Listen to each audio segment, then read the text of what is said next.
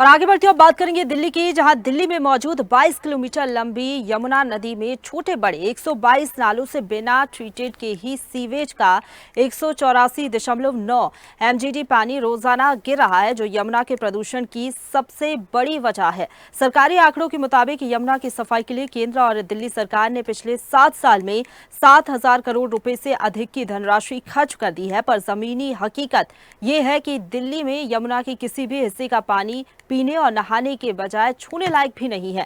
दिल्ली प्रदूषण नियंत्रण कमेटी के मुताबिक इन 122 नालों में से यमुना के पानी को सबसे ज्यादा प्रदूषित करने का जिम्मेदार नसफगढ़ नाला है, जिसके गंदे पानी को बिना ट्रीटमेंट किए 9 गजा पीर के पास वजीराबाद बैरेज के जरिए यमुना में छोड़ा जा रहा है। अकेले नसफगढ़ नाला ही दिल्ली में यमुना के 80% पानी को प्रदूषित कर रहा है।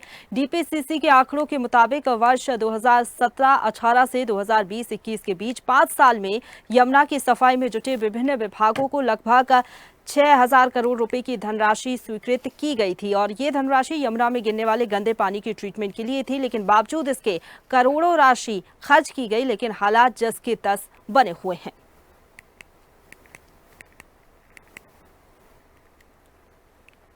और इसी खबर पर ज्यादा बातचीत के लिए सीधे रुक करेंगे। हमारे साथ दिल्ली से संवाददाता तनु वालियान फोन लाइन पर जुड़ गई हैं। तनु, करोड़ों रुपए खर्च किए गए यमुना को प्रदूषित होने से रोका जा सके साफ सफाई के लिए, लेकिन बावजूद इसके हालात जस के तस बने हुए हैं। जिन नालों का जिक्र किया जा रहा है, 122 नाले जो कि जिम्मेदार हैं यमुना नदी को प्रदूषित करने के लिए, आखिरकार बिना ट्रीटेड इन पानी को क्यों छोड़ा जा रहा है यमुना में? सरकार इस ओर क्यों नहीं ध्यान दे रही?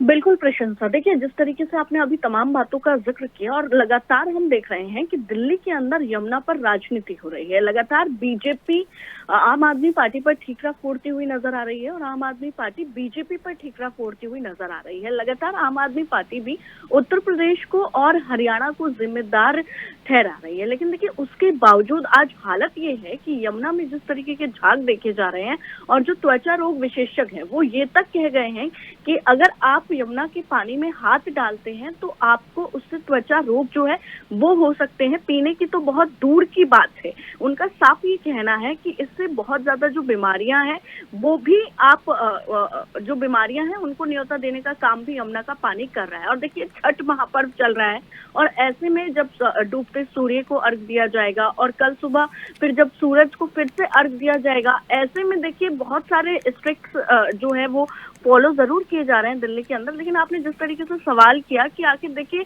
इतना करोड़ रुपए खर्च करने के बावजूद भी यमुना की हालत जस की तस बनी हुई है, इसके पीछे बहुत सी वजह है। और सबसे बड़ी वजह ये भी है प्रशंसा, जिस तरीके से जो एक्सपर्ट्स हैं वो ये बात कहते हैं कि एक बहुत ज्यादा स्ट्रिक्ट स्ट्रैटेजी की जरूरत है दिल्ली के अंदर इम्प्लीमेंटेशन करने की, क्योंकि जब तक एक स्ट्रैटेजी इम्प्लीमेंट नहीं होगी और जब तक ठोस जुर्माना और कार्रवाई नहीं की जाएगी और ऐसा कोई लॉ नहीं लाया जाएगा कि अगर कोई वेस्टेज जो है वो यमुना में डालता है और वो ट्रीटेड भी नहीं होती है, तो तब तक इस बात का समाधान नहीं निकलेगा।